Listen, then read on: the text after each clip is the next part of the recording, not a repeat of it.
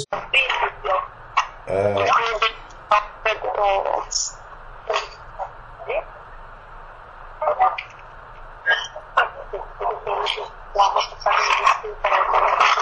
y a un micro qui est ouvert.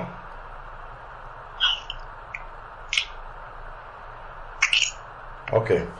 Bon, donc, lorsque le Seigneur nous appelle à lui, il nous fait passer par la nouvelle naissance et on s'engage dans le processus de perfectionnement avec le Seigneur, avec pour objectif final, comme nous pouvons lire dans Éphésiens chapitre 4 verset 13, d'atteindre la stature parfaite de Christ. Donc, le frère disait tout à l'heure qu'il vaut mieux la fin d'une chose que son commencement. Donc, le Seigneur va, dans les lettres aux 7 églises, il va toujours dire à celui qui persévérera jusqu'à la fin, je donnerai, et puis il cite une récompense. Donc, le Seigneur nous a engagés et il ne nous a pas cachés. Et il le dit, je crois même dans Luc 14, où il dit en fait que lorsque quelqu'un commence à construire une maison, il faut qu'il s'asseye d'abord et qu'il calcule la dépense pour voir s'il en aura suffisamment pour aller jusqu'au bout de la construction. Donc on voit en fait que le Seigneur Jésus-Christ, quand il attirait les âmes à lui, il était tout de suite clair par rapport à ça. C'est-à-dire qu'il ne cachait rien du tout. Il permettait aux personnes qui s'approchaient de lui de réaliser déjà le chemin qu'ils ont à faire avec le Seigneur. Donc c'est tout un cheminement, c'est une marche. La marche vers Canaan, elle ne s'est pas faite en une journée. On voit qu'il y a eu il y a eu la traversée de la mer Rouge, il y a eu le désert, ça a duré 40 ans avec toutes les péripéties qu'on connaît. Et puis au final, il y a 2 personnes qui sont entrées dans Canaan. Donc on voit vraiment que c'est un chemin.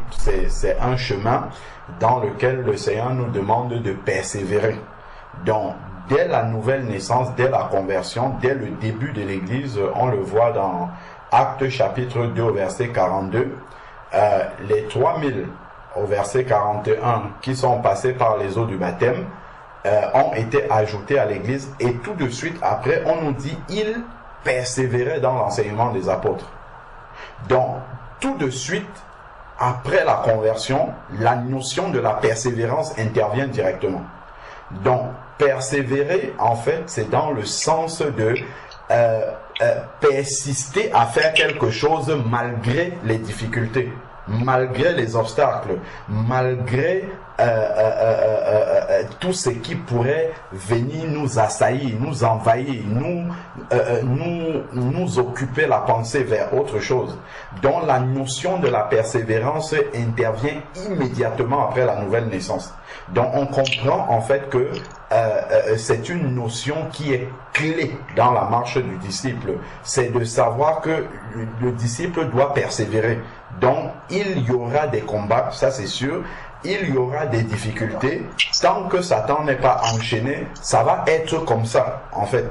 Donc le disciple déjà d'entrée de jeu sait qu'il s'est engagé dans un combat.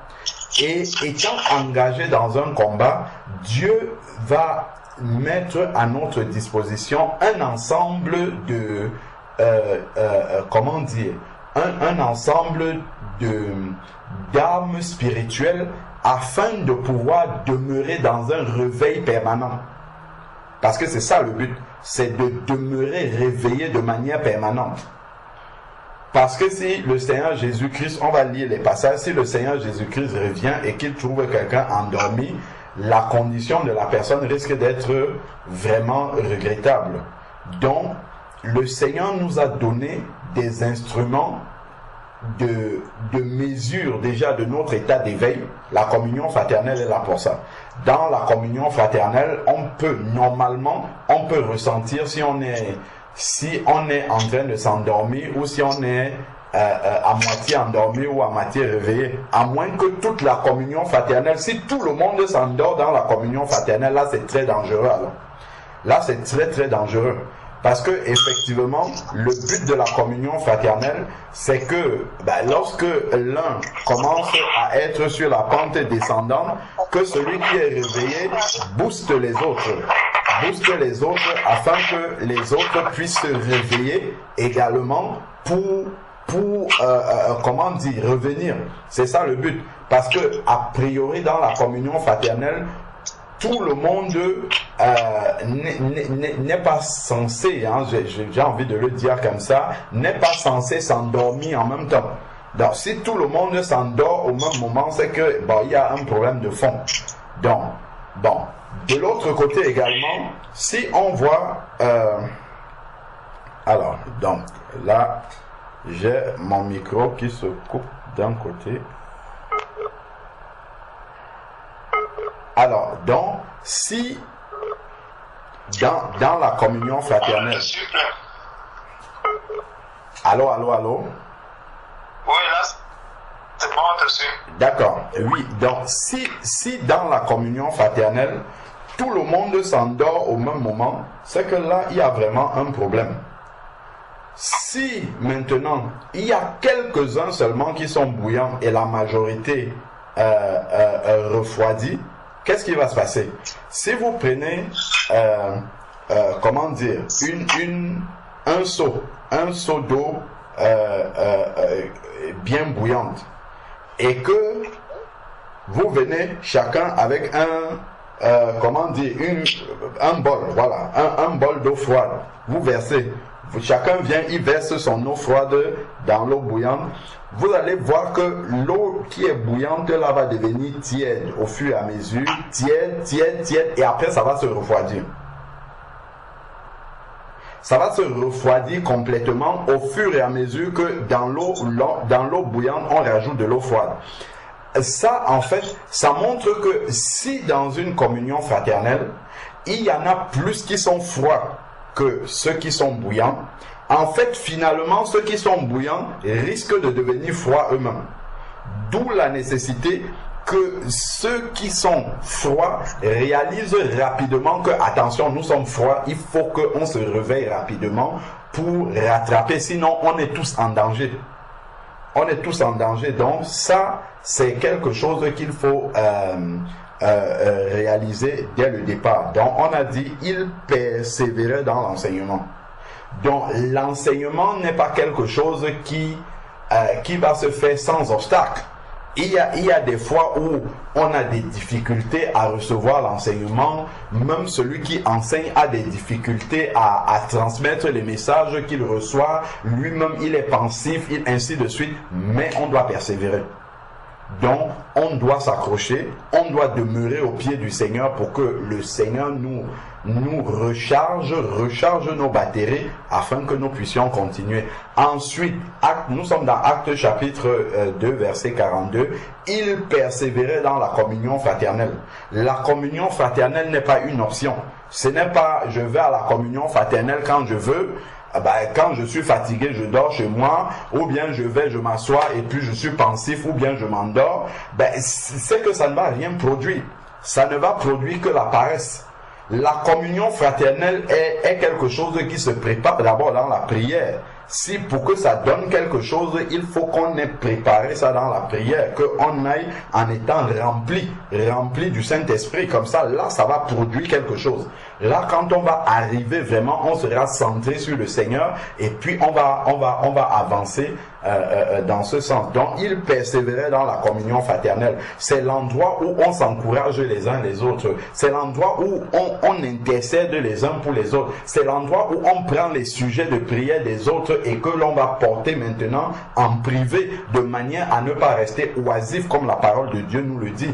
Donc, c'est l'endroit où quand tu vas arriver étant découragé, tu vas entendre le témoignage d'un frère, d'une sœur que le Seigneur a conduit cette semaine, que le Seigneur a délivré de quelque chose cette semaine, ainsi de suite. Tu vas repartir étant encouragé. Tu vas entendre que, ah oui, voilà, telle personne le Seigneur l'a conduit de telle manière, il y a telle âme qui est venue, là là tu vas dire, oh Seigneur, je me suis endormi. Là, il y a un problème. Il y a quelque chose qui ne va pas. Comment les autres reçoivent, je sais pas moi, des paroles de connaissance, et ainsi de suite. Pourquoi moi je suis endormi? Et ça va te pousser à te réveiller. Ça, c'est la communion fraternelle. Mais il faut qu'on ait compris le but. La fraction du pain. Dans l'enseignement de la fraction du pain, il y a le message de la mort du Seigneur, de sa résurrection, du retour de Jésus. Dans la fraction du pain, il y a le message du retour de Jésus. Et donc, justement, quand on réalise que, parce qu'on a tellement entendu que Jésus revient, que finalement, on a fini par s'accommoder à ce message-là et il n'est plus nouveau dans nos cœurs. Il faut que nous prions pour que ce message soit toujours nouveau dans nos cœurs, parce que c'est une prophétie qui va vraiment se réaliser, et il ne faudrait pas qu'elle se réalise quand nous sommes en train de nous demander pourquoi je suis froid. Je ne dois pas être en train de me demander pourquoi je suis froid. Je dois réaliser que je suis froid et sortir de là rapidement. Donc la fraction du pain et ensuite les prières. Prier sans cesse. Donc, le Seigneur nous a donné un ensemble d'équipements spirituels pour nous permettre d'avoir le réveil permanent, d'être réveillé de manière permanente. Donc, tout de suite, quand je réalise qu'il y a une baisse de régime, je dois prendre du temps déjà dans la présence de Dieu. Ça, c'est la manière dont on doit. Il y a certes le réveil collectif en tant qu'assemblée, mais si vous réalisez que vous êtes, quel mot vous avez utilisé? Si vous réalisez en fait que vous êtes devenu tiède en tant qu'assemblée, ça veut dire que individuellement vous êtes devenu tiède chacun de son côté.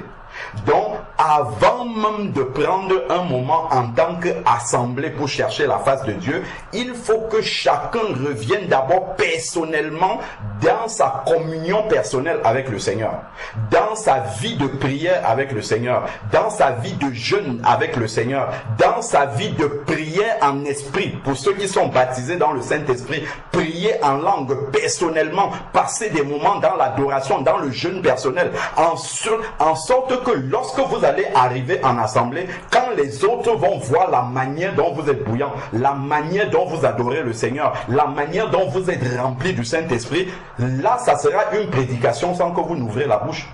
Les autres vont comprendre immédiatement que tiens, oula, là on s'est vraiment endormi. Voilà un frère, voilà une sœur qui est vraiment connecté au Seigneur.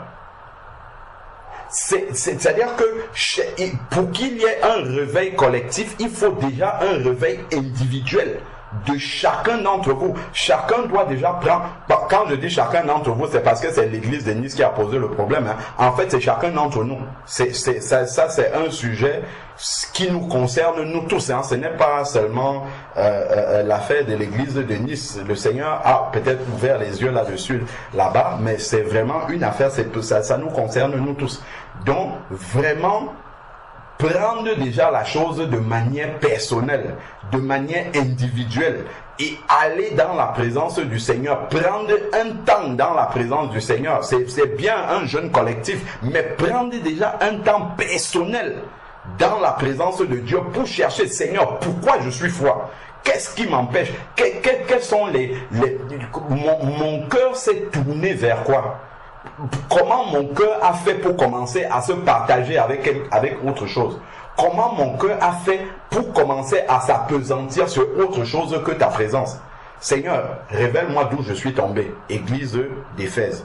Souviens-toi d'où tu es tombé, reviens et pratique tes premières œuvres. Seigneur, c'est à partir de quel moment que j'ai commencé à me refroidir? Seigneur, révèle-moi, que je prenne conscience de cette porte qui est éventuellement ouverte dans ma vie spirituelle et que je ferme cette porte-là rapidement, que je revienne dans la présence de Dieu. Prenons Éphésiens chapitre 5. Le Seigneur nous donne toutes ces armes-là dont nous devons faire usage. En fait, le Seigneur, il nous a dit comment nous devons faire pour vivre avec lui, pour demeurer réveillés de manière permanente. Parce que c'est ça, c'est que parfois, on va décoller pendant un moment après, à un autre moment, bon, on baisse le régime, donc ça fait un peu comme une vie spirituelle en dents de scie. De temps en temps, on est bien, comment dire, on avance avec le Seigneur, après on pique encore, on s'endort un peu, on est dans pas mal de choses, après on revient encore avec le Seigneur. Non, il faut qu'on demeure bouillant tout le temps. Il faut qu'on soit constant dans le Seigneur. Dans Éphésiens chapitre 5, Éphésiens chapitre 5, si nous prenons à partir du verset Éphésiens chapitre 5, Éphésiens chapitre 5, nous pouvons prendre à partir du verset 14. C'est pourquoi il est dit, réveille-toi, toi qui dors, réveille-toi d'entre les morts, et Christ resplendira sur toi, ou Christ éclairera dans d'autres versions. Donc ici, c'est l'épître aux Éphésiens, c'est censé s'adresser à ceux qui sont convertis. Réveille-toi, toi qui dors, réveille-toi d'entre les morts. C'est-à-dire qu'un enfant de Dieu peut à un moment donné tellement s'endormir qu'on le confond à quelqu'un qui est mort, c'est-à-dire quelqu'un qui n'est plus connecté à Dieu.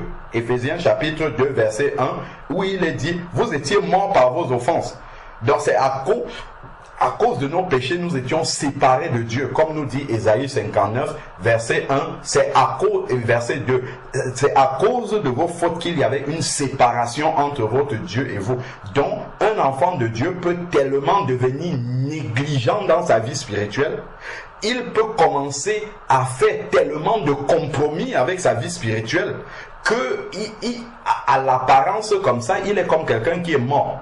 C'est-à-dire que Dieu lui parle, il n'écoute plus parce qu'il est distrait tellement ses pensées sont ailleurs désormais que Dieu lui parle, il n'entend plus.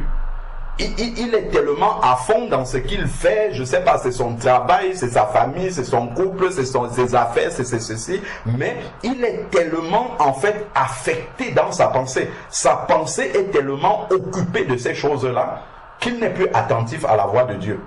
Donc il paraît comme ça, en apparence, il est exactement comme quelqu'un qui est mort spirituellement. Parce qu'il n'entend plus la voix de Dieu. C'est comme s'il était séparé de Dieu. Donc le Seigneur dit ici, réveille-toi. Il ne dit pas que quelqu'un va te réveiller, il dit réveille-toi. S'il dit réveille-toi, c'est qu'il t'a donné en tant qu'enfant de Dieu des instruments spirituels qui te permettent de te réveiller. Nous avons des réveils spirituels. On n'a pas que le réveil pour se réveiller le matin et partir au travail. Nous avons des réveils spirituels que le Seigneur nous a donnés dans sa parole. Donc, quand on sent qu'on va s'endormir, il faut mettre le réveil. Tout de suite, pam, ça commence à sonner, on dit, ah oui, ça, je réveille, je réalise que je me suis endormi trop longtemps. Là, il faut vraiment me réveiller. Donc, il dit, réveille-toi, toi qui dors. Relève-toi d'entre les morts. On voit vraiment que c'est une action personnelle de l'enfant de Dieu. C'est lui-même qui fait cela. C'est-à-dire que c'est pas Seigneur réveille-moi, non, c'est toi-même réveille-toi. Parce que le Seigneur, lui, il t'a donné de quoi te réveiller. Il t'a donné le réveil. Donc tu ne vas pas aller lui dire Seigneur, bon, je suis endormi, viens me réveiller. Non, il t'a déjà donné en tant que disciple du Seigneur, il t'a donné de quoi te réveiller. Et c'est ça qu'il va expliquer plus loin. Donc ensuite il va dire, verset 15 maintenant, veillez donc avec soin sur votre conduite. Donc là déjà, il nous montre quelque chose qui peut entraîner dans le sommeil spirituel. Si on ne veille pas sur sa conduite, si on n'examine pas au fur et à mesure sa marche, si on devient négligent par rapport à sa marche, si on commence à faire des compromis avec la marche dans le Seigneur en relativisant, là il dit attention, veillez avec soin. Ce n'est pas veiller de manière complaisante par rapport à sa marche. C'est veiller en passant, comment dire, en passant vraiment notre marche à la lumière de la parole de Dieu. Est-ce que je suis vraiment en train d'obéir au Seigneur? C'est examiner au fur et à mesure ma marche par rapport à la parole de Dieu. Donc, c'est au fur et à mesure. Donc, il dit veiller. C'est dans l'expression veiller, c'est une action continue. C'est veillons continuellement sur notre marche.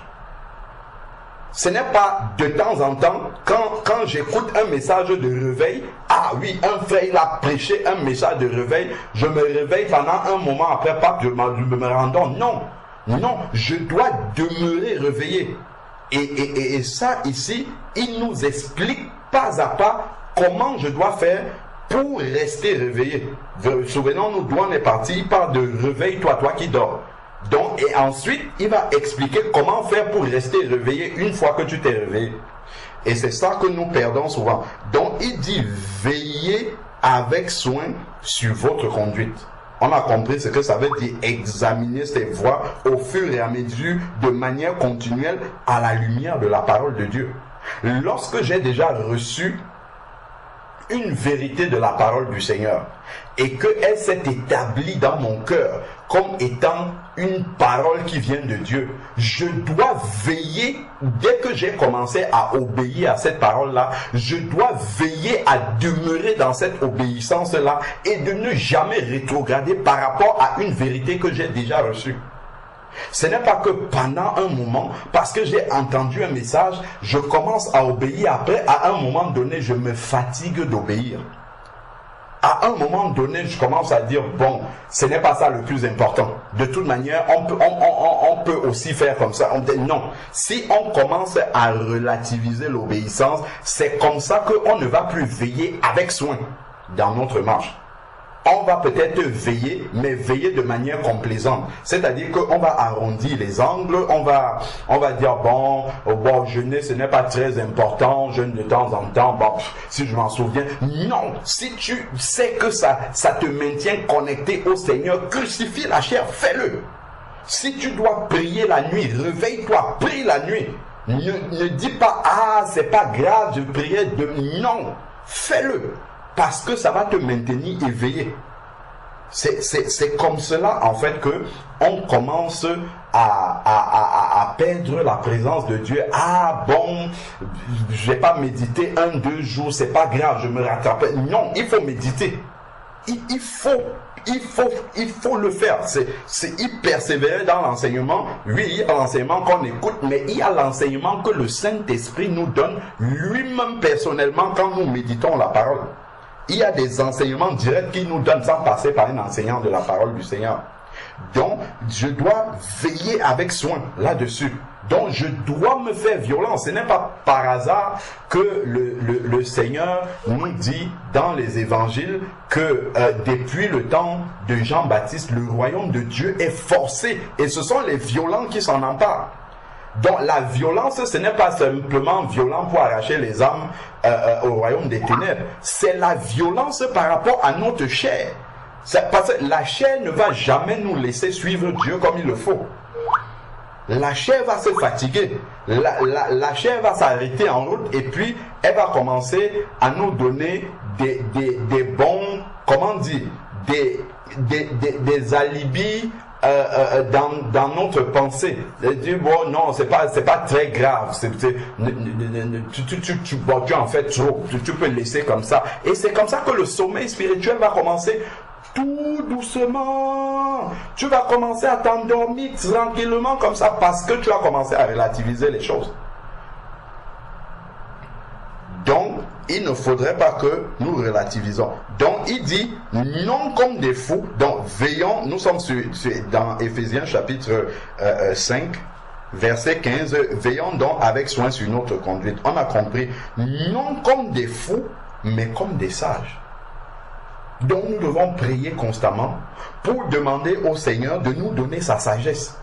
Pour veiller avec la sagesse de Dieu sur notre marche. Veillons avec la sagesse que le Seigneur nous donne. Ensuite, maintenant, on a vu qu'on est parti de réveille-toi, non? Il dit maintenant, rachetez le temps, car les jours sont mauvais. Ce n'est pas le temps d'être parlé. La sœur Hortense disait ça tout à l'heure. Ce n'est pas le temps d'être paresseux maintenant.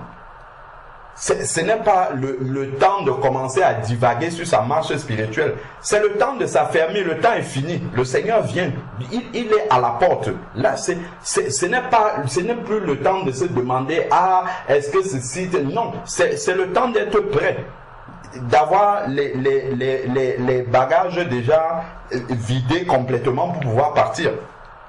Il demande de racheter le temps. Rachetons le temps. Donc là où on voit qu'il y a encore des portes ouvertes, fermons-les une à une. Tac, tac, on ferme. C'est ça. Rachetons le temps. Rapprochons-nous de Dieu. D'ailleurs, il va expliquer après comment est-ce qu'on rachète le temps. Racheter le temps. Car les jours sont mauvais. Quand il parle des jours mauvais, Satan fait ce qu'il est en train de faire. Forcément,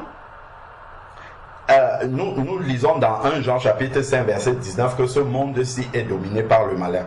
Donc, nécessairement, il nous est dit aussi dans 2 Thessaloniciens chapitre 3, vers le verset, chapitre 2, autant pour moi, vers le verset 9 et 10, que la manifestation de l'impie se fera par beaucoup de signes, de miracles mensongers, ainsi de suite. Donc nous sommes dans cette période où l'impie est en train de se préparer, l'homme impie se prépare pour se manifester. Donc nécessairement ça a un impact, qu'on le veuille ou pas, ça a un impact sur la marche spirituelle des enfants de Dieu. C'est-à-dire que ça devient tellement lourd de pouvoir vivre sa foi normalement. Ça va être difficile, que ça soit au travail, on va te donner plus de travail, que ça soit à la maison, les charges avec les enfants, il y aura tellement de sollicitude. C'est la manifestation de l'impie. C'est ça, ce sont les impacts en fait dans la vie, la vie pratique des enfants de Dieu. Tout cela vient pour rendre difficile la marche du disciple.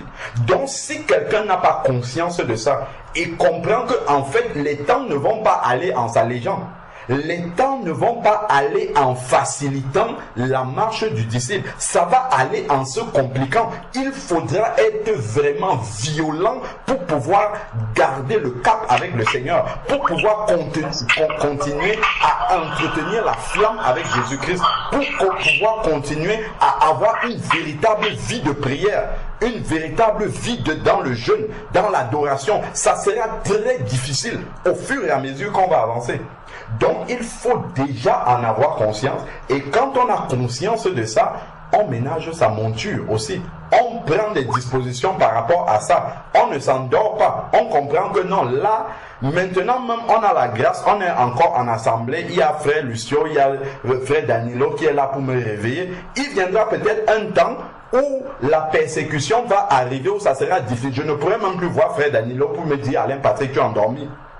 Il faudra que j'ai cultivé en moi que j'ai acquis par la parole de Dieu toutes ces armes-là qui me permettent moi-même de réaliser que je suis endormi, sans plus compter sur mon frère. Parce qu'il viendra un temps où peut-être je ne pourrai plus avoir la possibilité d'avoir mes frères avec moi à côté. Comment je vais faire à ce moment-là?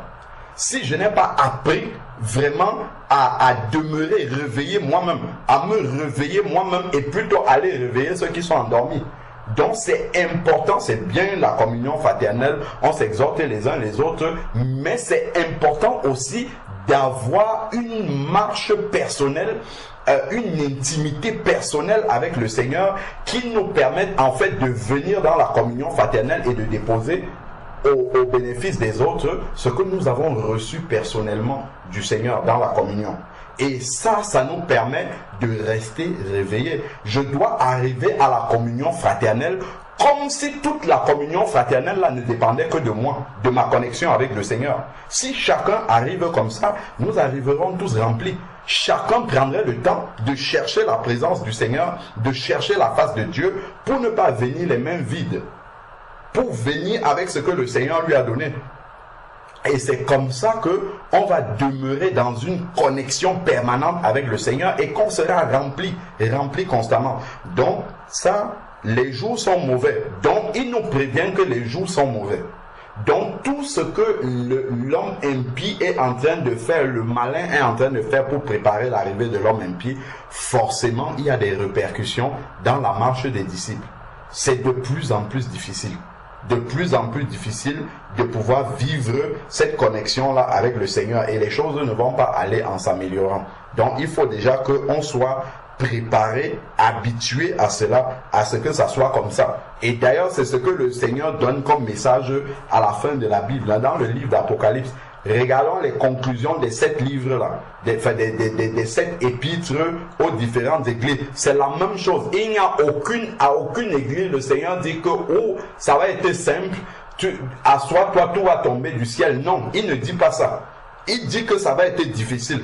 Il dit que les temps vont être difficiles. Et donc, il exhorte les églises en disant, celui qui persévérera jusqu'à la fin, celui qui gardera la parole de la persévérance jusqu'au bout, je lui donnerai la couronne de ceci. Celui qui, on voit toujours que, celui qui combattra le bon combat jusqu'au bout, on voit toujours qu'il y a cet encouragement du Seigneur à la persévérance. Cet encouragement à s'accrocher, cet encouragement à demeurer ferme, à rester bouillant. Ce n'est pas je suis devenu bouillant et après je me refroidis. Non, je suis devenu bouillant et je dois demeurer bouillant. Rester dans la présence du Seigneur pour être bouillant tout le temps. Donc ensuite maintenant il dit, racheter les jours sont mauvais. C'est comme ça qu'on peut le comprendre. Ensuite maintenant verset 17 il dit, maintenant que nous avons compris que les jours sont mauvais, on peut passer le temps à prier pour que les jours ne soient pas mauvais. C'est déjà écrit ici là que les jours sont mauvais. Si je gardons un doigt ici là, on va revenir. Allons dans Timothée, 2 Timothée chapitre 3 verset 1. 2 Timothée chapitre 3 verset 1. Sache que dans les derniers jours surgiront des temps difficiles. Voici Paul qui vient reconfirmer ça encore ici à Timothée. Donc si je me mets à prier pour que les temps ne soient pas difficiles, je perds mon temps. C'est une prophétie, ça va être comme ça. Il dit que dans les derniers temps, nous confessons bien que Jésus revient bientôt. Donc ce n'est que annoncer d'avance déjà que les temps seront difficiles. Donc là on commence à voir les prémices des temps difficiles. Donc ça là, ça ne va pas changer. Donc c'est à moi de m'adapter aux temps difficiles. C'est à moi de m'adapter à suivre le Seigneur pendant les temps difficiles. Pendant les moments où, voilà, c'est compliqué de pouvoir vivre sa foi. C'est compliqué de pouvoir demeurer bouillant. C'est parce qu'il y a tant de sollicitations, tant de choses qui viennent pour me détourner. Retournons dans Éphésiens chapitre 5. Éphésiens chapitre 5. Ensuite, il dit... Donc, verset 16, il a dit racheter le temps car les jours sont mauvais. Ensuite, au verset 17 maintenant, il dit c'est pourquoi ne soyez pas sans intelligence. Il parle de l'intelligence spirituelle. Et c'est pas une intelligence qui se remplit une fois et qu'on garde comme ça, on dit ah, moi j'ai l'intelligence de Dieu. Je n'ai plus besoin de la chercher. C'est bon, je vais avancer avec mes acquis. Pas du tout. Loin de là, ce n'est pas ça qu'il faut comprendre. Si nous regardons dans Romains chapitre 12, que nous connaissons bien, au verset 2, il est dit, Romains 12, verset 2, ne vous conformez pas au siècle présent, mais soyez transformés par le renouvellement de l'intelligence. Soyez transformés par le renouvellement de l'intelligence. Donc ici là dans Éphésiens, quand il nous dit c'est pourquoi au verset 17, Éphésiens 5, 17, c'est pourquoi ne soyez pas sans intelligence, c'est-à-dire que nous devons avoir une intelligence constamment renouvelée. Or, comment peut-on avoir une intelligence renouvelée si ce n'est dans la présence de Dieu? Donc nous devons développer notre communion personnelle avec le Seigneur. Nous devons passer du temps dans la présence de Dieu. C'est là, dans cette présence personnelle, que Dieu renouvelle notre intelligence. afin que nous ne soyons pas sans intelligence. Donc si j'ai une intelligence qui n'est pas renouvelée, ben, je n'aurai pas le dévoilement, le discernement sur les dernières stratégies que l'ennemi veut utiliser pour affaiblir ma vie spirituelle, pour me conduire sur un chemin parallèle à celui de Dieu. C'est dans la présence de Dieu que le Seigneur va me révéler cela. Donc, il dit, mais nous sommes dans Romains 12, verset 2, mais soyez transformés par le renouvellement de l'intelligence afin que vous discerniez la volonté de Dieu. Donc, pour que je discerne la volonté du Seigneur, il faudrait que mon intelligence ait été renouvelée. Donc, et ça, mon intelligence ne sera pas renouvelée si je rencontre le Seigneur de temps en temps seulement comme ça en passant. Non. Mon intelligence sera renouvelée si je demeure en permanence dans la présence du Seigneur. C'est pour ça qu'il va dire prier sans cesse. Si je suis constamment dans une attitude de connexion au Seigneur, de même intérieurement, toujours être en train d'interroger le Seigneur. Seigneur, pourquoi il y a ceci? Est-ce que je dois faire ça? Et toujours en train de prier, en train de rechercher, de consulter le Seigneur à l'intérieur de moi, afin que vous discerniez la volonté de Dieu, ce qui est bon, agréable et parfait. Donc, quand il dit, mais soyez remplis, nous revenons ici dans Éphésiens, chapitre 5, verset 17, c'est pourquoi ne soyez pas sans intelligence. On a compris qu'il faut aller dans la présence de Dieu pour avoir l'intelligence renouvelée constamment, de manière à discerner en tout temps la volonté de Dieu. C'est ça qu'il nous dit ici. C'est-à-dire qu'il faut avoir la volonté de Dieu en tout temps. C'est ça. Quand il dit « Ne soyez pas sans intelligence, cherchons la volonté de Dieu en tout temps ». Et cette volonté de Dieu, comment est-ce que tu vas l'avoir? La volonté de Dieu, c'est sa parole. Ce n'est pas de manière mystérieuse qu'on va recevoir cette volonté-là, c'est dans sa parole. Donc c'est le fait de demeurer dans les Écritures. L'Esprit de Dieu va utiliser l'Écriture lorsque nous demeurons dedans pour renouveler notre intelligence, et nous allons comprendre dans chaque dans chaque situation dans laquelle nous nous trouvons, quelle est la volonté du Seigneur. Donc on comprend que le rôle de la parole de Dieu est essentiel pour discerner la volonté du Seigneur et acquérir et avoir une intelligence renouvelée. Lorsque je suis dans la parole du Seigneur, le Seigneur, par son esprit, vient, il renouvelle mon intelligence. Ensuite, maintenant, c'est pourquoi ne soyez pas sans intelligence, mais comprenez quelle est la volonté du Seigneur. Donc ça se recoupe avec Romains 12, verset 2. Donc, lorsque mon intelligence est renouvelée, je discerne la volonté du Seigneur. Voilà ça qu'il nous dit ici. Mais comprenez quelle est la volonté du Seigneur. Donc, recherchons toujours la volonté du Seigneur dans sa présence. Ensuite, maintenant, il va continuer à nous livrer les armes pour rester réveillés, pour demeurer dans un réveil permanent.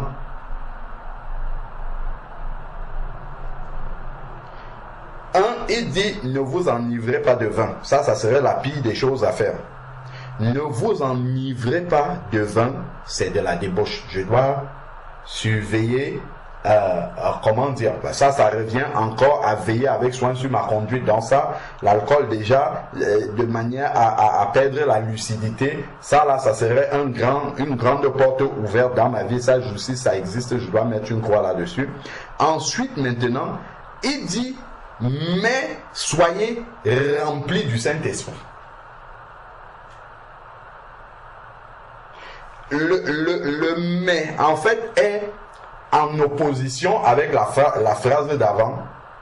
Mais il y a quand même une similitude. Bon, je sais que plusieurs d'entre nous, dans notre vie passée, nous avons eu l'occasion d'être ivres. Plusieurs d'entre nous. En tout cas, moi, j'ai déjà eu l'occasion d'être ivre. Lorsque tu es ivre, il y a une vision de la vie. C'est-à-dire, il y a des choses que tu ne vois pas quand tu es lucide. C'est quand tu es ivre que tu vois, il y a des choses que tu vois. Et il y a un courage que tu as pour parler aux gens. C'est vrai ou c'est pas vrai, frère? Pour le souvenir de la vie passée que vous avez encore. Pour ceux qui ont déjà été ivres. Il y en a même qui boivent pour avoir le courage pour parler. Et il y a des choses que tu vois, dont tu peux parler spontanément sans... Et ici, en fait, il y a un parallèle par rapport à être rempli du Saint-Esprit. C'est-à-dire que le courage, par exemple, que le fait d'être en état d'ébriété peut te donner, qui est un courage qui vient du diable, en fait, c'est une imitation. C'est-à-dire, quand tu es dans un état d'ébriété, c'est une imitation de quand quelqu'un est rempli du Saint-Esprit. Donc, lui, il va faire la volonté de Dieu. Il va avoir le courage que le Seigneur lui donne. Regardons Pierre, par exemple, qui était rempli du Saint-Esprit le jour de la Pentecôte, qui peut dire frontalement aux Juifs comme ça, vous avez crucifié le Messie. Sachant que ça pouvait lui coûter d'être pendu immédiatement. Mais il leur disait ça frontalement comme ça. Il y a des choses que Dieu va te révéler qu'avec tes yeux ordinaires que tu ne peux pas voir lorsque tu es rempli du Saint-Esprit. Donc il dit, mais soyez remplis du Saint-Esprit. Et ensuite maintenant, il va expliquer comment est-ce qu'on devient rempli du Saint-Esprit et comment le demeurer. En fait, c'est ça. Si on veut être dans un réveil permanent, en gros, il faut demeurer rempli du Saint-Esprit. Donc, il faut voir déjà comment faire pour faire déborder la coupe et ensuite que la coupe reste toujours remplie. Donc, c'est ça qu'il va expliquer maintenant. Mais soyez remplis du Saint-Esprit. Entretenez-vous par des psaumes. Il y en a plein là dans la parole du Seigneur. Les psaumes du Seigneur sont là pour nous entretenir. L'entretien, on n'a même pas besoin d'enseigner ça à quelqu'un, à part aux enfants. Lorsque tu te lèves le matin, il y a des réflexes mécaniques en fait que nous avons. Dès que tu vas te réveiller, immédiatement tu sais que ton haleine n'est pas bonne. Ce n'est pas quelqu'un qui te dit ça. Tu vas aller directement dans la salle de bain et tu vas te brosser les dents. Parce que tu sais immédiatement que si tu parles à quelqu'un, ton haleine n'est pas bonne. Mais l'homme spirituel intérieur a il a les mêmes désirs, sauf qu'on ne satisfait pas ces désirs-là. L'homme spirituel a aussi une haleine qui ne va pas bien. Si je commence à parler sans avoir prié, sans avoir passé un temps dans la présence de Dieu, de quoi est-ce que je vais parler? Je vais parler avec une mauvaise haleine spirituelle. Donc, ici, il parle de s'entretenir. Je vais aller prendre une douche. Il ne me viendrait jamais à l'esprit de partir au travail de la même manière dont je suis sorti de mon lit. Partir directement avec mon pyjama et tout au travail. Non, il y a des choses que je vais faire avant de sortir de la maison. De la même manière, l'homme spirituel a besoin de cet entretien-là. De la même manière que je vais me débarbouiller le matin, je vais me brosser les dents, je vais éventuellement me brosser les cheveux si j'en ai, je vais me oindre ainsi de suite avant de sortir. L'homme spirituel, il a besoin de ça. Sinon, la manière dont mon corps va se sentir mal, c'est comme ça que l'homme spirituel, lui, se sent mal.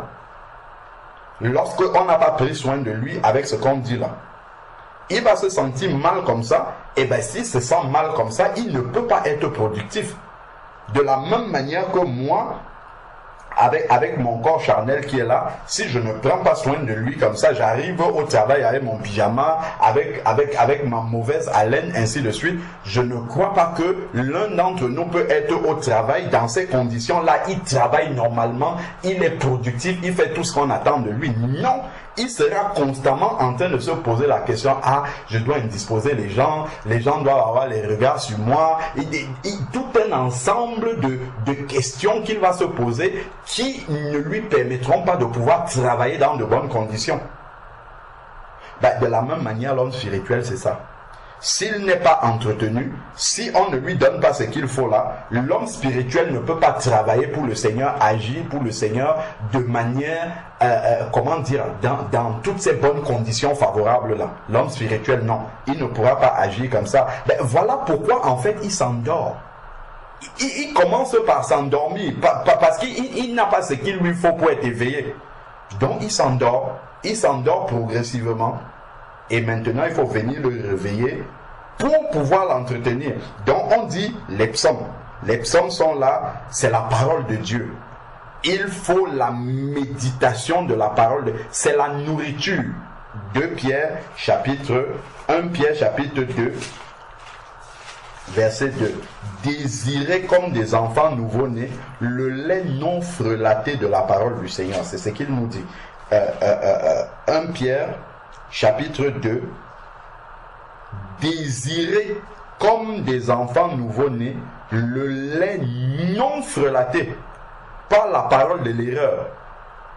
Le lait non frelaté, donc c'est dès la nouvelle naissance qu'on doit désirer. En fait, c'est naturel chez un enfant. L'enfant qui est né, il va pleurer quand il a faim. C'est comme une horloge qui est en lui. Il pleure dès qu'il a faim. Pour réclamer, si on ne lui donne pas automatiquement son lait, il va pleurer. Ben, de la même manière, un enfant de Dieu également qui est né de nouveau, il va désirer, comme l'enfant nouveau-né, le lait de la parole de Dieu. Il va aller. Ben, le problème, c'est que pour l'homme physique, là, lorsque nous grandissons, nous devenons autonomes par rapport à nos repas. Le matin, on va prendre le petit déjeuner, à midi, on va prendre ainsi de suite. Ben, de la même manière, spirituellement, nous devons, plus nous grandissons avec le Seigneur, plus nous devons être autonomes comme ça. C'est-à-dire qu'on ne doit pas attendre une exhortation qui nous dit « Ah frère, il faut que tu passes de temps dans la prière, il faut que tu passes de temps dans le jeûne, la méditation. » Non, on n'a pas besoin de ça.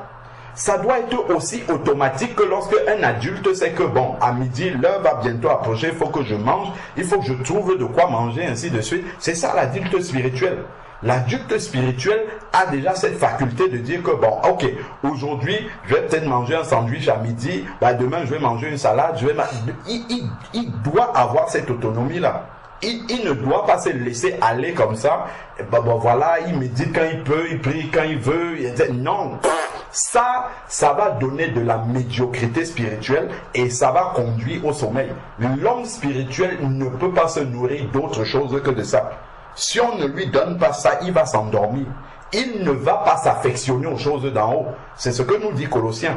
Affectionnez-vous aux choses d'en haut. Pensez constamment. Comment est-ce que ta pensée va être constamment connectée à en haut si tu ne l'as pas nourrie avant avec la parole de Dieu qui te permet de rester connecté avec en haut?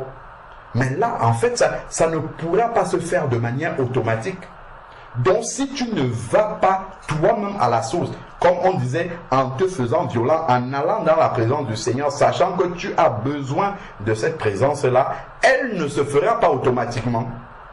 Et le temps va passer, tu vas relativiser, et c'est comme ça que tu vas t'endormir progressivement. Donc, désirons comme des enfants nouveau-nés le lait non frelaté de la parole de Dieu, afin que par lui, par le lait, par la parole de Dieu, vous croissiez pour le salut.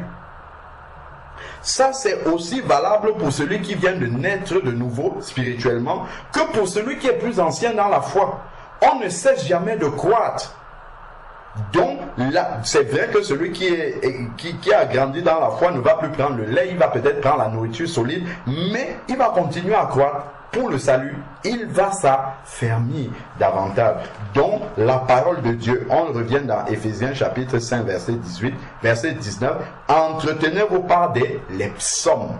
Les psaumes, en fait, c'est la parole de Dieu qui était chantée dans le temple. Donc, c'est la parole du Seigneur. Les hymnes. Là, on nous parle de l'adoration ici. L'adoration est une, comment dire, nous-mêmes nous confessons que Dieu siège au milieu de l'adoration de son peuple. L'adoration est un moyen par excellence de demeurer dans la présence de Dieu, puisqu'il siège au milieu de l'adoration de son peuple. C'est vrai qu'on va avoir plus tendance, moi le premier, à adorer lorsque nous sommes en groupe, mais individuellement, on a plus de mal. On le fait très peu. Or, on nous dit ici que Dieu siège dans la présence, donc ça c'est un moyen pour demeurer dans la présence du Seigneur, puisqu'il va venir siéger lorsque je suis en train de l'adorer. Donc cultivons ces moments d'adoration personnelle pour demeurer dans la présence de Dieu. Ensuite maintenant, et ça doit être, l'adoration ça ne doit même pas seulement être dans un moment de culte personnel. Ça doit être quelque chose, c'est une vie en fait, c'est une vie d'adoration. Je peux être en train, je ne sais pas, en train de laver le sol, en train de m'occuper de l'enfant, ainsi de suite. Et puis, pap, ça part en adoration spirituelle, ça commence dans des cantiques spirituels et tout. Parce que, en fait, c'est ta vie. Parce que la présence de Dieu est constamment avec toi. Ce n'est même pas simplement dans un moment de culte précis, bien qu'il faut avoir un moment de culte en particulier, mais l'adoration doit nous accompagner de manière permanente, en fait, de manière régulière. Mais une vraie adoration spirituelle. Donc ensuite ici, donc il a parlé des hymnes. Et maintenant, il parle des cantiques spirituels. Les cantiques spirituels, ici, c'est le chant en langue. Si je prie en langue, je dois pouvoir chanter en langue, en fait. Là, il parle du chant en langue. Ça doit être...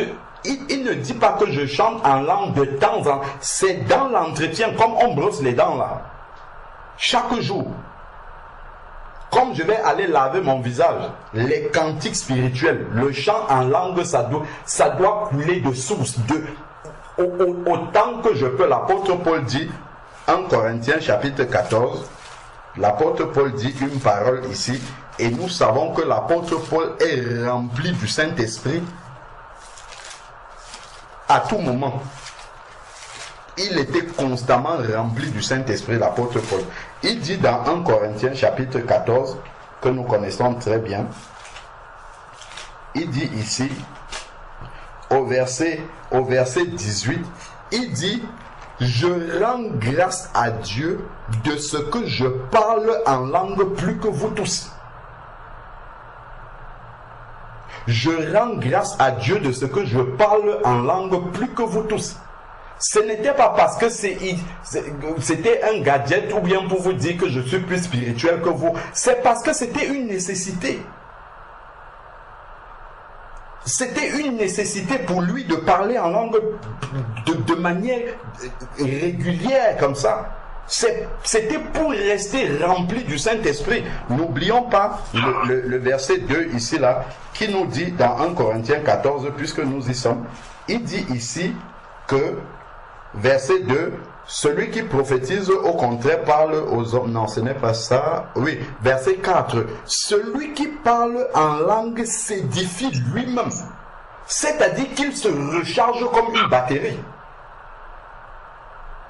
Ça, c'est un moyen immédiat, rapide de se connecter au Seigneur. Quand on sent que on commence déjà à faiblir, à diminuer, prends 5 minutes où tu pries, tu chantes en langue. Je nous assure que si tu es connecté pendant les 5 minutes là, ça va dépasser même 10 jours que tu peux prendre à jeûner, à prier avec ton intelligence. Je dis 5 minutes d'un vrai moment de prière en langue, avec le chant en langue. En 5 minutes, tu es aussi rempli du Saint-Esprit que celui qui va rester 10 jours. C'est un moyen efficace, un moyen immédiat que le Seigneur nous a donné de manière naturelle pour rester rempli du Saint-Esprit. Quand je dis de manière naturelle, c'est-à-dire qu'il nous a donné ça avec la nouvelle naissance. C'est pas pour rien que dans Éphésiens, ici là, au verset Éphésiens 5, 18, il nous parle de nous entretenir avec des cantiques spirituels. L'apôtre Paul parle des cantiques spirituels toujours dans 1 Corinthiens chapitre 14, le chant en langue. Ici, 1 Corinthiens chapitre 14, Et au verset 14, il dit, non, verset 15, que faire donc, 1 Corinthiens 14, 15, que faire donc? Je prierai par l'esprit, c'est la prière en langue, mais je prierai aussi avec mon intelligence. Je chanterai par l'esprit, mais je chanterai aussi avec mon intelligence. Donc, l'apôtre nous parle aussi du chant en langue. Et il nous dit, entretenons-nous avec ça. C'est bien d'avoir reçu le don des langues, mais il faut le pratiquer. Ce n'est pas un truc que, bon, voilà, on a cherché à avoir la prière en langue pendant un moment. Dès que Dieu nous a donné, on a dit, alléluia, merci Seigneur pour ce que tu nous as donné. On a pris ça, on a accroché dans notre chambre comme un trophée. Non, ce n'est pas un trophée spirituel. Le Seigneur nous donne ça parce que c'est utile pour notre marche. C'est vital. Ce n'est pas pour rien que les apôtres se déplaçaient de Jérusalem pour aller prier en Samarie là-bas, pour que les Samaritains soient baptisés dans le Saint-Esprit et parlent en langue. Ce n'était pas pour rien. Ce n'était pas pour s'amuser. C'est parce que c'était utile, nécessaire, qu'ils puissent pratiquer la prière en langue, qu'ils puissent pratiquer le chant en langue pour rester remplis du Saint-Esprit. C'est écrit ici, entretenez-vous. Si tu ne l'as pas reçu, comment tu vas faire pour t'entretenir? Et c'est écrit que celui qui prie en langue s'édifie lui-même. C'est-à-dire qu'il se recharge comme une batterie. Il se recharge. Donc quand il va venir parler aux gens avec son intelligence en français, en anglais, selon la langue dans laquelle il s'exprime, il sera rempli du Saint-Esprit. C'est la plupart des gens que j'ai vu manifester la prophétie ou la parole de connaissance, la plupart de tous ces gens-là parlent en langue. Tous. Pourquoi? Comment ça se fait? Quand tu parles en langue, tu es en train de te charger comme une batterie, et lorsque tu commences à parler avec ton intelligence, en fait tes paroles sont chargées du Saint-Esprit, sont remplies du Saint-Esprit. La prophétie commence, la parole de connaissance commence, les paroles de sagesse, tout ça, ça commence à sortir sans que tu n'aies fait d'effort. C'est de manière naturelle. Pourquoi? Parce que, en fait, ton esprit était en train de se recharger pendant que tu parlais en langue.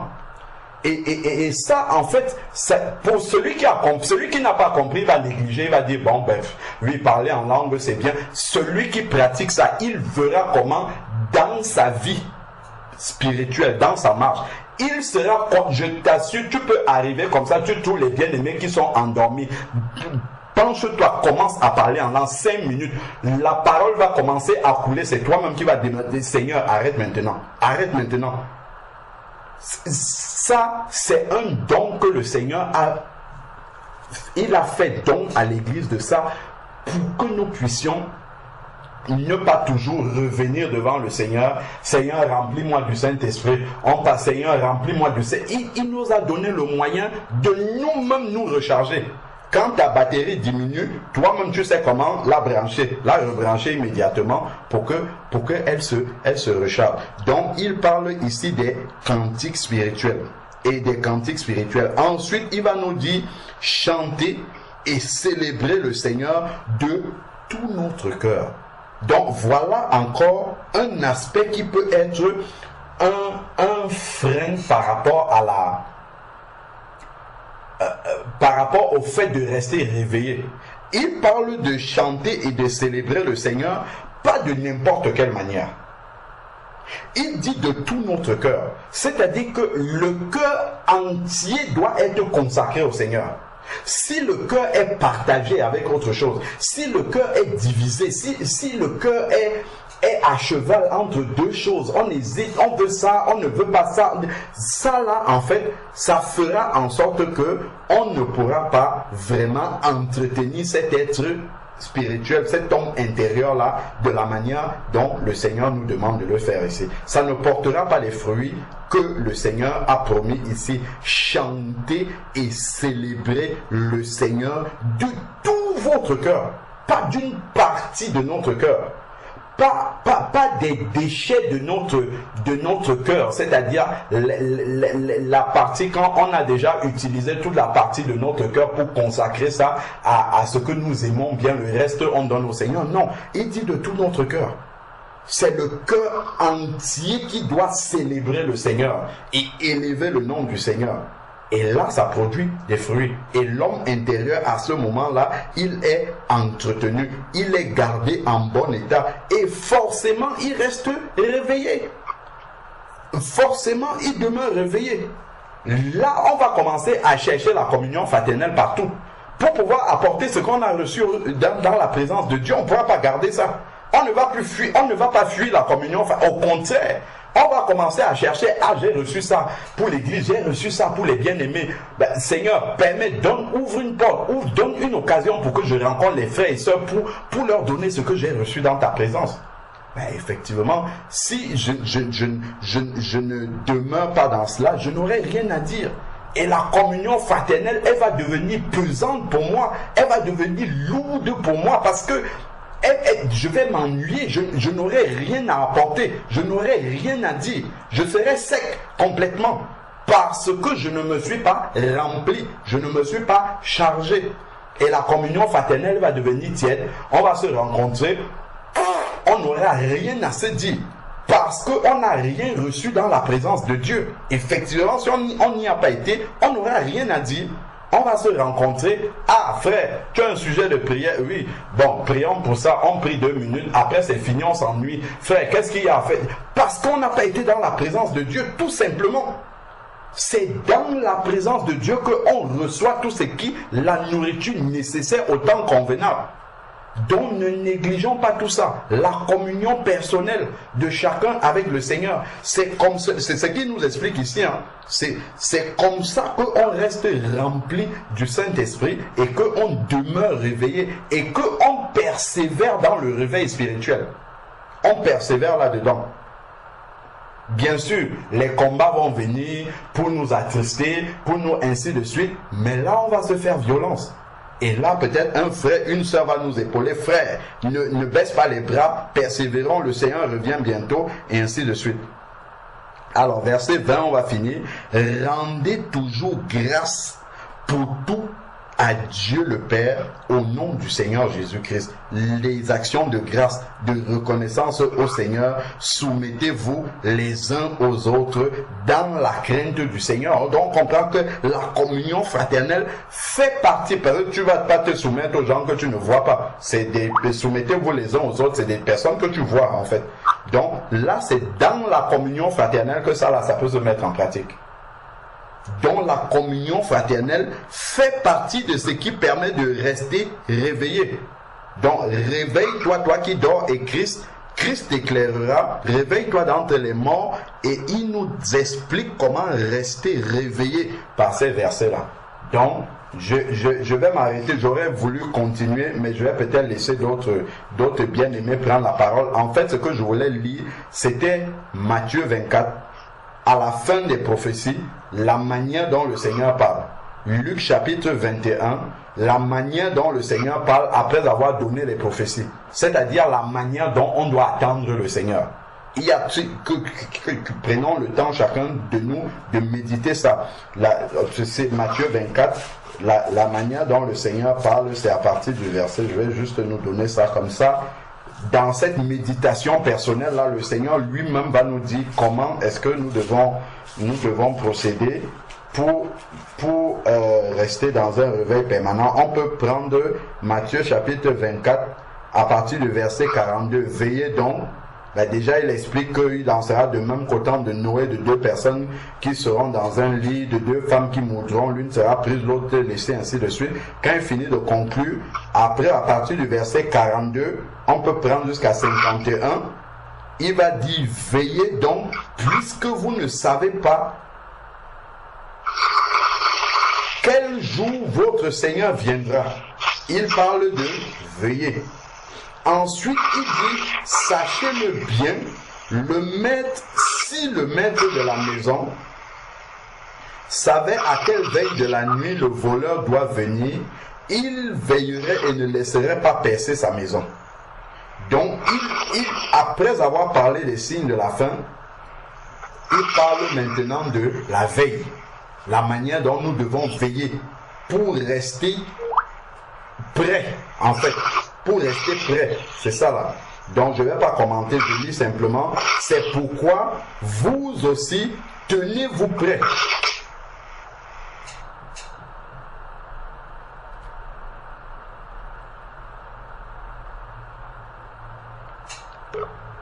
Allô? Non, mon téléphone se déconnecte de temps en temps. Oui, on te suit, un micro qui est ouvert là, et c'est ça que... Donc, nous étions, ce sont juste des textes de méditation que je nous donne personnellement, que chacun de nous, que nous prenions le temps pour méditer ces passages-là. Donc ensuite, s'il savait, nous sommes dans Matthieu 24, verset 43, sachez-le bien, si le maître de la maison savait à quelle veille de la nuit le voleur doit venir, il veillerait et ne laisserait pas percer sa maison. C'est pourquoi vous aussi, tenez-vous prêts, car le Fils de l'homme viendra à l'heure où vous n'y penserez pas.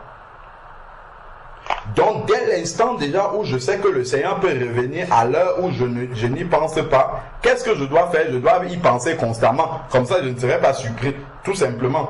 Je dois y penser constamment, donc constamment en train de me préparer. Donc, et il n'y a pas à en faire, comment dire, à en faire une obsession. Non, si je vis simplement, comme Éphésiens chapitre 5 m'a demandé de vivre, en fait, je serai prêt tout le temps.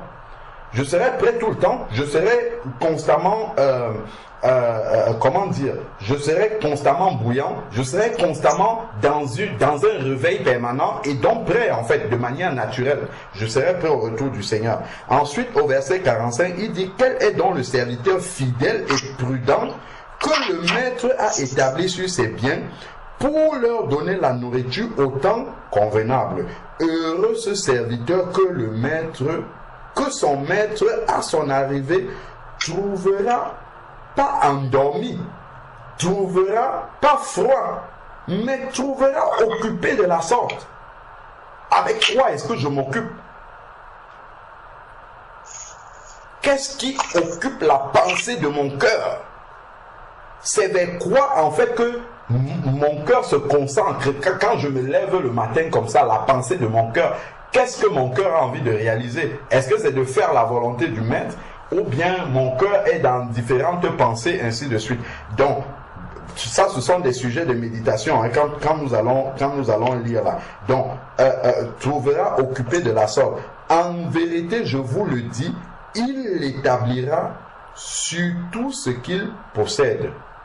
Ensuite, maintenant, mais si c'est un mauvais serviteur qui dit en lui-même, mon maître tarde à venir, s'il commence à battre ses compagnons, s'il mange et boit avec les ivrognes. En fait, ici, là, c'est très caricatural. On va dire, non, moi, je suis un enfant de Dieu, ça ne me concerne pas. Oui, de manière caricaturale comme ça, non, ça ne nous concerne pas. Mais en fait, ici, si nous voulons comprendre ce qui nous concerne, il nous parle des compromis. Ça, là, je suis déjà dans le compromis, en fait, ici. C'est du compromis dont il est en train de parler. Bon, j'avance. Verset 50 maintenant. Le maître de ce serviteur viendra le jour où il ne s'y attend pas. Et à l'heure qu'il ne connaît pas. Il le mettra en pièces et le fera partager le sort des hypocrites. C'est là où il y a des pleurs et des grincements dedans. On parle d'un serviteur, on parle du maître. Le maître, c'est qui? C'est Jésus-Christ. Il n'y a pas deux maîtres dans la parole de Dieu. C'est Jésus-Christ. On parle de serviteurs, c'est qui? Ce sont les enfants de Dieu.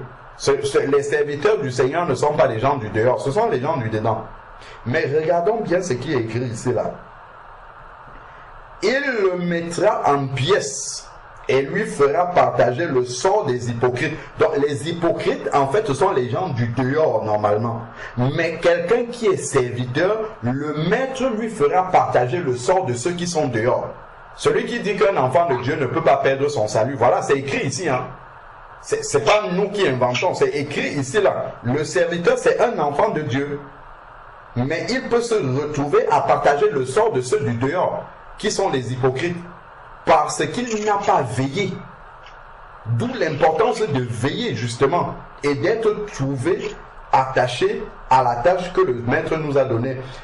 Et ensuite, la suite ici, là, il dit, si on n'a pas compris le sort des hypocrites et qu'on se dit, bon non, de toute manière, je suis un enfant de Dieu, c'est bon, sauvé, une fois sauvé pour toujours, je peux dormir, Dieu viendra, il va me réveiller et puis on va partir ensemble. Regardons bien. Il dit ici, il partagera le sort des hypocrites et ensuite il dit, c'est là, si on n'a pas compris, c'est là où il y a des pleurs et des grincements de dents. Là, il parle ici, là, du séjour des morts, il parle de l'enfer. Et ça, il parle des serviteurs. Ce sont des enfants de Dieu dont il parle ici, là. Il y a cette possibilité-là.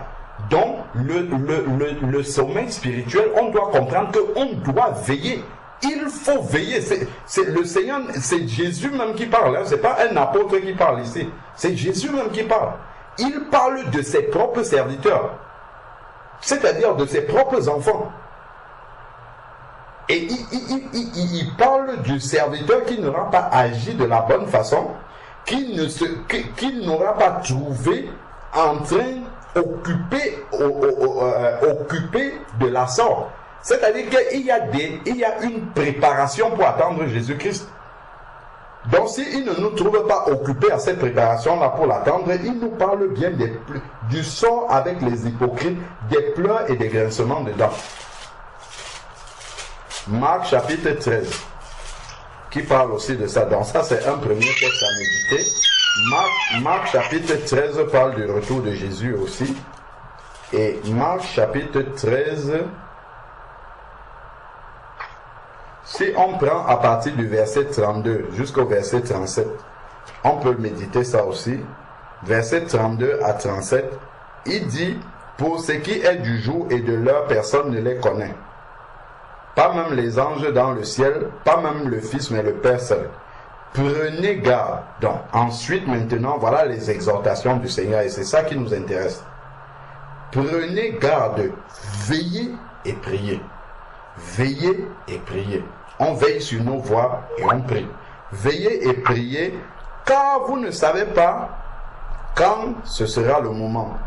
Il en sera comme d'un homme qui part en voyage, laisse sa maison, donne le pouvoir acquis à ses serviteurs, ses enfants que nous sommes. À chacun sa tâche. Donc il y a un travail.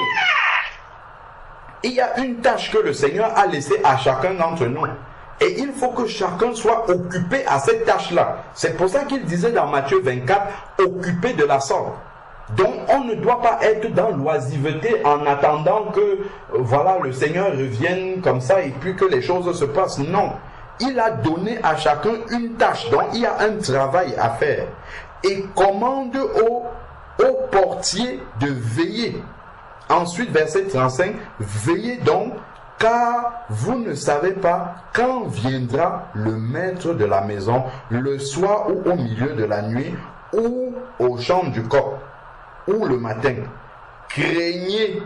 C'est aux serviteurs qu'il dit, hein? C'est aux enfants de Dieu qu'il dit ça. Parce que nous on peut dire, bon, ok, bah, de toute façon nous on est sauvés. Il dit, craignez qu'il n'arrive à l'improviste. C'est une sainte crainte. Ce n'est pas je crains l'enlèvement, non. C'est dans le sens de craignez qu'il n'arrive à l'improviste et ne vous trouve comment, voilà le mot clé ici là, endormi. Et ne vous trouve endormi. Qu'il n'arrive pas à un moment où nous sommes dans le sommeil spirituel. Ce que je vous dis, je le dis à tous, veillez. Luc chapitre 21.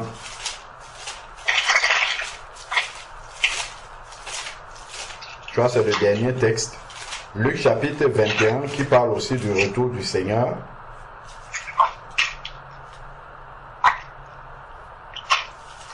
Luc chapitre 21, on peut prendre à partir du verset 34 jusqu'à 37. Luc chapitre 21, verset 34 à 37, il est dit, prenez garde à vous-même, de crainte que vos cœurs ne s'apesantissent par les excès ou l'ivrognerie. Il y a un micro qui est ouvert. Donc, il dit, prenez garde à vous-même, de crainte que vos cœurs ne s'apesantissent. C'est-à-dire que le cœur ne devienne occupé par autre chose. Souvenons-nous que dans Entretenez-vous, dans Éphésiens chapitre 5, verset 18 ou 19, il a dit, entretenez-vous, chantez et célébrez le Seigneur de tout votre cœur. Donc, si le cœur qui doit pour s'entretenir et rester réveillé, si ce cœur-là, au lieu d'être totalement consacré à célébrer le Seigneur, s'appesantit sur autre chose, on devient avec un cœur partagé. Et le cœur partagé ne peut pas célébrer le Seigneur. Et il ne peut pas célébrer, comme on a dit, célébrer de tout votre cœur. Il ne pourra pas faire ça. Et donc forcément, l'homme intérieur sera mal entretenu et ne pourra pas porter le fruit que le Seigneur attend de lui. Donc ensuite, ici, là, il dit, prenez garde à vous-même de crainte que vos cœurs ne s'apesantissent par les excès ou l'ivrognerie ou les soucis de la vie. Donc, les soucis de la vie font partie des choses qui viennent pour, comment dire, pour partager notre cœur. Les soucis de la vie, je suis au chômage, l'enfant, les problèmes de l'enfant à l'école, je ne sais pas moi, les factures, la facture de quelle est arrivée, je n'ai pas d'argent pour payer, ainsi. Tout ça là, en fait, c'est réuni pour partager le cœur. Pour que le cœur ne puisse pas être entier pour célébrer le Seigneur. Et c'est ça qui va commencer à nous préoccuper. Et quand ça nous préoccupe, ben forcément, ça diminue la connexion avec le Seigneur. Là, ça va affaiblir la connexion avec le Seigneur. Et quand on est affaibli comme ça, voilà comment on commence déjà à s'endormir. Donc, les soucis de la vie est un signe de la fin des temps. Il ne faut pas que tu dises, j'ai trop de soucis. Je ne sais plus où mettre la tête. C'est un signe de la fin des temps. Donc beaucoup de soucis que nous avons nous annoncent simplement que le Seigneur revient bientôt. C'est ça que ça nous annonce. C'est un signe de la fin des temps. Ça ne va pas changer. Les choses ne vont pas s'améliorer. Donc on aura les soucis de la vie. Mais il faut se faire violent pour vivre avec ces soucis de la vie là. Quand je parle de vivre, c'est entretenir notre communion avec Dieu malgré ces soucis de la vie. C'est pour ça qu'il parle de persévérer. Les soucis de la vie font partie de ces obstacles qu'il faut traverser pour continuer à demeurer bouillant malgré ces soucis de la vie là. Et voilà, ce qui va nous faire surmonter quand tu vas demeurer dans la parole du Seigneur, ce sont les promesses du Seigneur.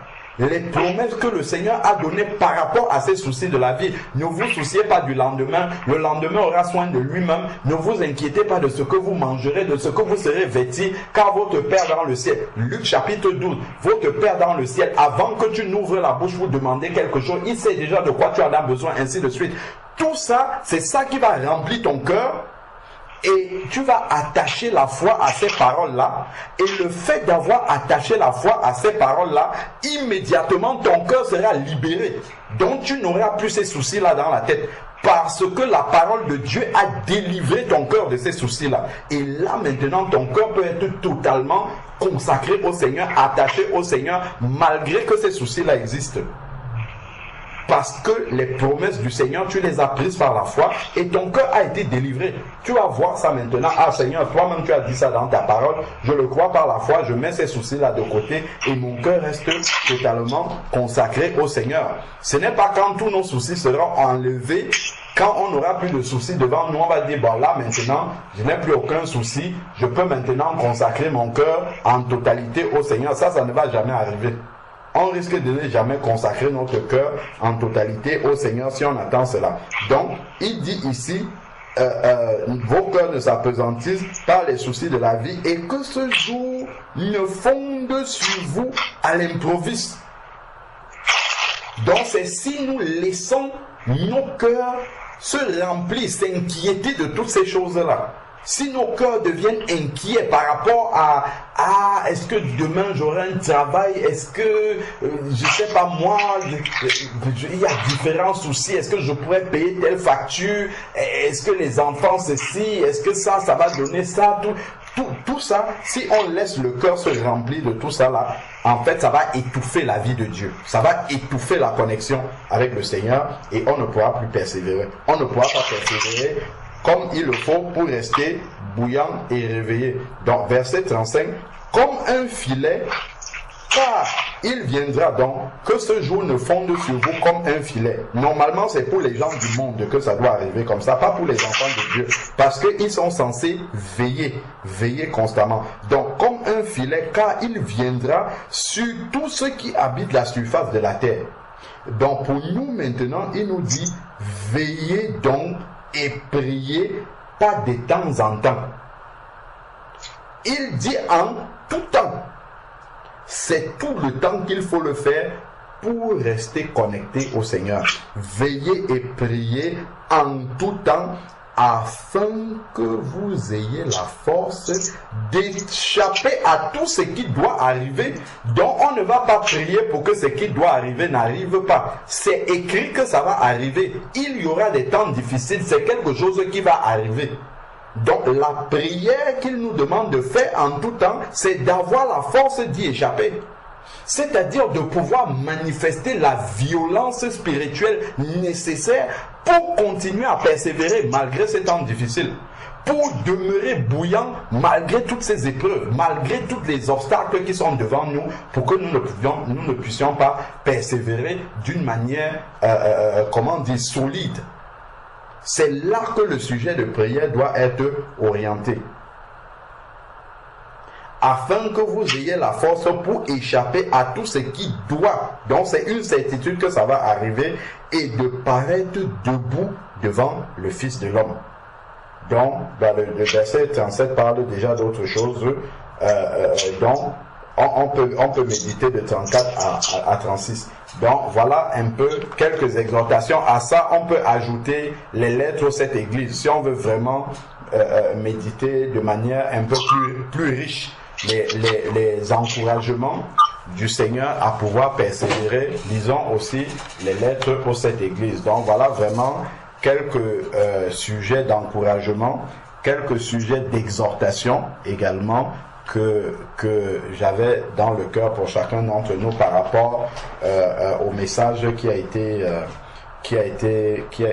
annoncé, l'interpellation, en tout cas la première direction dans laquelle les bien-aimés de Nice sont conduites par rapport au fait d'être endormis, ainsi de suite. Même si le Seigneur donne encore d'autres précisions, ça c'est un message permanent en fait pour un enfant de Dieu. Par rapport à la fin des temps dans laquelle nous sommes, il faut restons vraiment éveillés, faisons-nous violence parce que c'est ce qu'il faut pour demeurer réveillés et que le Seigneur nous soutienne vraiment dans cette marche-là. Amen. Amen. Amen. Amen.